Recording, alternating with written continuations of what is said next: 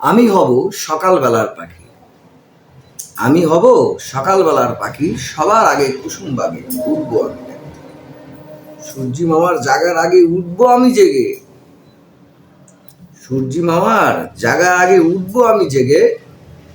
Dot dot dot dot dot comment. আসসালামু আলাইকুম। SDS ফালতু কথা, আমি সোহেল আপনাদেরকে স্বাগত জানাচ্ছি।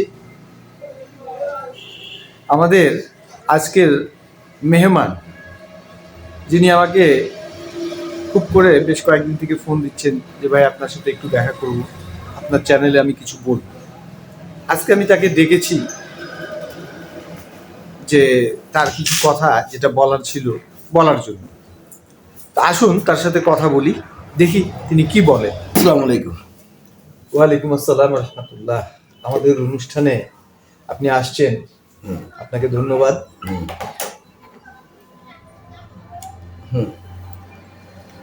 বলুন আপনি কি বলতে চাচ্ছিলেন। আগেই ভালো ছিল। হ্যাঁ, আগেই ভালো ছিল। আগেই ভালো ছিলেন? আগে কি ভালো ছিলেন? আগে ভালো ছিলাম। এখনো তো ভালো আছেন মনে হচ্ছে চেহারা শুরুর দিকে। না না, আগে ভালো ছিল। কেন আগে ভালো ছিলেন আর এখন কেন ভালো নেই? ঘটনাটা ঠিক এরকম ঘটছে। আমার বাসা বাসা আপনার বাসা? আমরা আমাদের বাসার মধ্যে সবাই একসাথে থাকি, ভাই বোন সবাই একসাথে থাকি। এর মধ্যে বারবার আমার প্রতিবেশী আসে আমাকে ডিস্টার্ব দেয়। আচ্ছা, প্রতিবেশী আসে আপনাকে disturb ডিস্টার্ব দেয়। দিচ্ছে। আমি কি খাচ্ছি, কি করতেছি, কেমন আছি, কত অর্থ রোজগার করতেছি, আমি গাড়ি কিনতেছি না বাড়ি কিনতেছি না কি কিনছি, সব কিছুতে আসে তার নজরদারি। আচ্ছা, তো এই নজরদারিটা আমার কাছে মোটেও ভালো লাগছে না। আচ্ছা, যেহেতু বাসা আমার, আমি স্বাধীন দেশে বাস করি নাকি, অবশ্যই। এটা তো আপনিও বিশ্বাস করেন নাকি? হ্যাঁ হ্যাঁ হ্যাঁ, হ্যাঁ, আপনার sure. বাসায় আপনার গোপনীয়তা না আপনার না না না, এটা না, স্বাধীন দেশে তো বাস করি। হ্যাঁ অবশ্যই বাস করবেন। আচ্ছা, যদি স্বাধীন দেশে বাস করি তো আমার বাসাটাও স্বাধীন। হ্যাঁ, তার মধ্যে তো ধরেন আপনার ওই যে আমার প্রতিবেশী কি উচিত হচ্ছে এটা করা? আপনাকে ডিস্টার্ব করছে। হ্যাঁ, এটা কি উচিত হচ্ছে? মানে আমি বুঝলাম না কিন্তু আপনার ঘটনাটা আপনি মানে কি বুঝাতে চাচ্ছেন? আপনি বুঝাতে চাচ্ছেন আগে ভালো ছিল, আগে বলতে আহ, আহ, শেখ হাসিনা আমলে, আওয়ামী লীগ আমলে যে আপনি ছিলেন সেই সময় আপনি ভালো ছিলেন। না না, তোমার এই কথার আমি তীব্র নিন্দা ও প্রতিবাদ জানাচ্ছি, কারণ এই বিষয়ে আমি কথা বলিনি। আমি বলছি আমার বাসার বিষয়। ও, আপনি আগে ভালো ছিলেন, এখন আপনি ভালো নেই, প্রতিবেশী আপনাকে এসে ডিস্টার্ব করছে। হ্যাঁ জি। আমি যে জিনিসটা বলতে চাচ্ছিলাম, অবশ্যই আপনি আপনার প্রতিবেশীকে জি, কিছু বলছেন, নাহলে তো প্রতিবেশী আপনাকে সমস্যা পড়তো। ঘটনাটা হচ্ছে কি, আমার বাসা এবং তার বাসা গা ঘেঁষে লাগা, গা ঘেঁষে লাগা। এর মধ্যে সবচেয়ে বেশি কষ্ট হয় তখন যখন মুষলধারে বৃষ্টি হয় ভাই। তো সে নিজের টিনটা তো নিজের বাউন্ডারিতে রাখা উচিত, এটা তো আপনিও জানেন, আমরাও জানি, যেহেতু 3 ফিট ছাড়ে বানানো উচিত। কিন্তু ওরা টিন কি করে দেয়, আমাদের বাসা মানে আমাদের যে বাউন্ডারিটা আছে, বাউন্ডারির ভিতরে আসে পানিগুলো পড়ে। এটাতে আমরা বন্যার সময় নানান ধরনের আমার বাসায় নিয়ে আমি সমস্যায় পড়ি। তো এই কথাগুলো যখন আমরা তুলতে ধরলাম বা বলতে গেলাম যে এই অবস্থায়, আবার এত অত্যাচারও করে প্রতিবেশীটা। যেমন গরমের দিন তার কয়েকটা গাছ ছিল, তো গাছগুলোর কি করে ডাল কাটে না, যাতে ছায়া না। ছায় না। দেখেন তাহলে দুইটা দিক দেখেন, একটা হচ্ছে তাহলে যদিও আপনি সহনশীল, হুম আপনি অনেক ধৈর্য ধরছেন হতো, হুম হুম কিন্তু এমন কি হলো যে প্রতিবেশীকে আপনি এখন বরদাস্ত, অবশ্যই প্রতিবেশীর মানে কোনো সমস্যা করছে না। সব কিছুতে আপনি যদি সমস্যা না করেন, আমি তো সমস্যা করিনি, আপনি অবশ্যই নিষেধ করছেন। হ্যাঁ, নিষেধ করবো না। তুমি আমার বাসায় আসে সবকিছু করে যাচ্ছ, আমার অত্যন্ত কনফিডেন্সিয়াল, গোপনীয়তা তো কিছু থাকে। হ্যাঁ, প্রতিটা মানুষের প্রতিটা বাসারে গোপনীয়তা থাকে। যখন তোমার কাছে আমি যদি সব গোপনীয়তা যদি দিয়ে দিই বা সব কিছু বলি, তবে আমার কি গোপনীয়তা বলতে কিছু থাকবে? না এই জিনিসকে আমি দিতে পারি না। এই জিনিসটাই আমি বলছিলাম যে এটা আসলে উচিত হচ্ছে না। আপনি এত বেশি আমাদের ভিতরে ঢুকে যাচ্ছেন, এটা উচিত হচ্ছে না। এটা বর্বরতার মতোই হয়ে যাচ্ছে। আপনি আমার বাসায় আসবেন আপনি- এই ধরনের না, বলে আমি তো সরাসরি বলতে পারিনি, কিন্তু আকার ইঙ্গিতে বুঝিয়ে দিয়েছিলাম যে আসলে আপনার আমার বাসায় না আসা ভালো। উচিত। তাইলে এটা আমি ধরে নিচ্ছি যে আপনি যে সমস্যায় পড়ছেন আগে ভালো ছিলেন। আমি আগে ভালো ছিলাম, যে এই কারণে বললাম যে আগে ভালো ছিলেন। আমি ধরে নিচ্ছি সরকারিভাবে বা না। রাজনৈতিকভাবে যে আগে যে সরকার ছিল সেই সরকারের আমলে অবশ্য আমাদের প্রতিবেশী দেশ যিনি তারা অবাধে বাংলাদেশে বিচরণ করতেন, আমরা কোনো বাধা দিতাম না। বাট মাঝখানে আপনি যেমন বললেন যে আমি তাকে একটা ধাক্কা দিয়েছি, ইট মিনস আপনি আমার ইন্টারনাল ম্যাটারে নাক গলাবেন না। তাতে সে কি করছে, আরো নির্যাতনের মাত্রাটা আরো 2 গুণ 3 গুণ বাড়ায় দিয়েছে, যেমন আপনার পরিবারে হচ্ছে। তা ভারত যেমন নির্যাতনের মাত্রা বাংলাদেশে এখন বাড়ায় দিয়েছে, আমি সেই সেন্সে আমি চিন্তা ভাবনা করে বুঝলাম না, তো এটা আপনার পারিবারিক না বিষয়। না, এটা আমি তাহলে এখন ওই কথা বলিনি। বিষয়টা আমি হচ্ছে নিজের একান্ত ব্যক্তিগত বিষয়, তাহলে নিজের বাসা নিয়ে কথা বলছি। আপনি- এখানে আরেকটি বিষয় আছে যে আমরা কয়েক ভাই, একাধিক ভাই, তো আমরা সব ভাই মিলে একসাথে বসবাস করি, একসাথেই তো থাকবো ভাই, যেহেতু যৌথ পরিবার। তার মধ্যে সবাই মিলে বসবাস করা শুরু। বাবা মা দিয়ে গেছে, তো আমরা তো ভাই নিয়েই থাকবো। তো তাই বলে তো কারো একার বাবার সম্পত্তিও নাই, যেহেতু আমি একা করলে হবে তাও তো না, আমি বারণ করছি। কিন্তু আমার মেজো ভাই আবার তার থেকে যে ছোট আছে, এই দুই ভাই মিলে আবার সে প্রতিবেশী হয়েও কথা বলছে। প্রতিবেশীর হয়ে কথা বলতে, মানে প্রতিবেশীকে সমর্থন করতে। হ্যাঁ, সমর্থন করতেছে। আসলে আসুক, সমস্যা কি? সমস্যা কি? তো এখন আমি যে প্রতিবাদ করলাম, প্রতিরোধ করলাম তার আমার বাসায় আসার জন্য বা আমার বাসা থেকে তাকে তাড়ানো পর্যন্ত, তো আমার এখানে অস্তিত্ব কি থাকলো?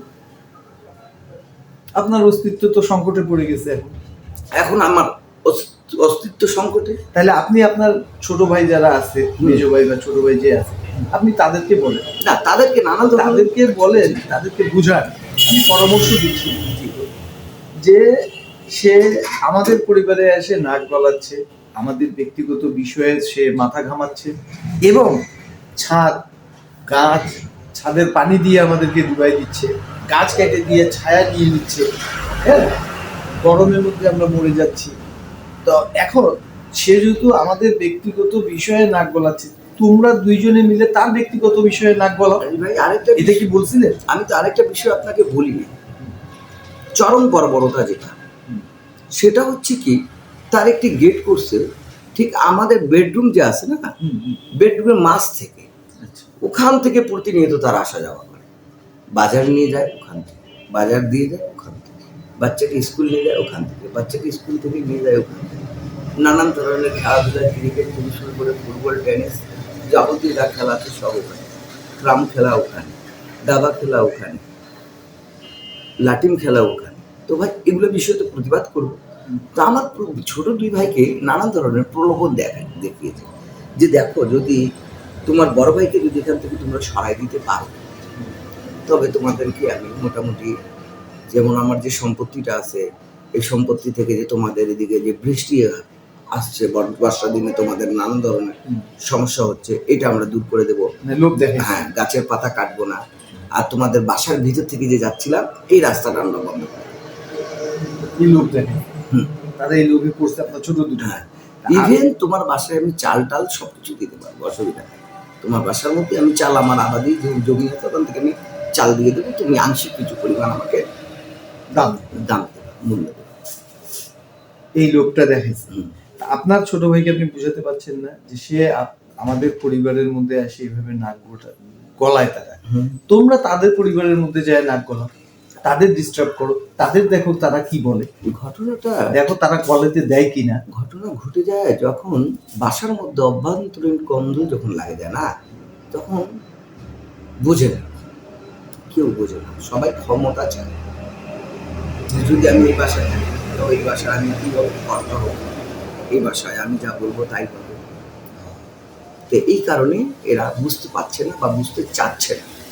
আমি একাধিকবার অন্যান্য মানুষ দ্বারাও বুঝাইছি, দেখো এই অবস্থা, কিন্তু না, এখন তো এমন একটা অবস্থা সৃষ্টি করছে যে রুমে আমি থাকি সে রুমটা পর্যন্ত নিয়ে নিতে চাচ্ছে ওরা। মানে ওই প্রতিবেশী, আমার পার্শ্ববর্তী প্রতিবেশী। হ্যাঁ, আপনার যে পার্শ্ববর্তী প্রতিবেশী আছে সে আপনার রুমটাও নিয়ে নিয়ে যাচ্ছে আপনার ছোট দুই ভাইয়ের, দিয়ে দেবে, ছোট দুই ভাইয়ের সমর্থন নিয়ে আর ষড়যন্ত্র। তো এটাকে এখন সমাধান কিভাবে করবে?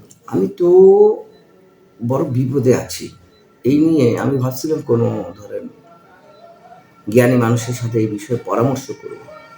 তো কয়েকটা জ্ঞানীর কাছে গেছি, জ্ঞানীরাও পরামর্শ দিল ঠিক ছোট ভাই যা করছে তুমি তাকে সামর্থ্য দিয়ে তুমিও তাই করো।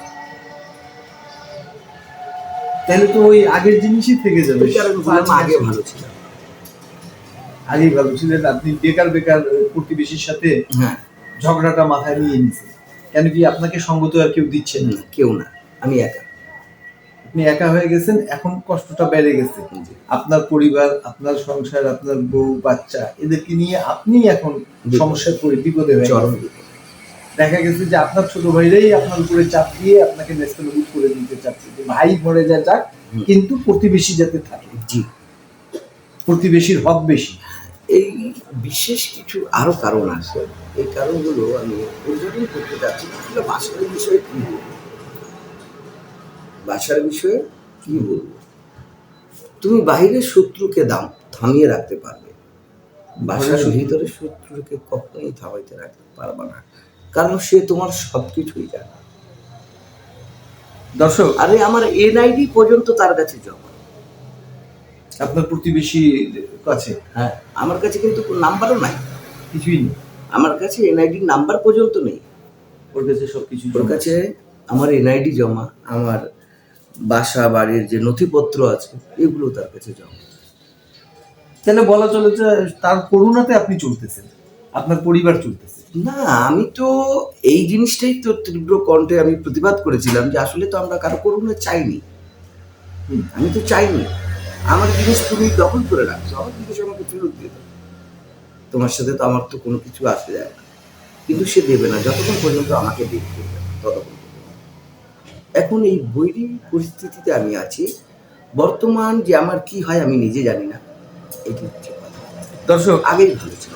দর্শক, আমাদের গেস্ট এসডিএস ফালতু কথার চ্যানেলে এতদিন যতই গেস্ট এসেছেন তাদের মধ্যে ভদ্রলোক আমার সামনে যিনি বসে আছেন, যিনি আসছেন, ইনার ঘটনাটা শুনলাম।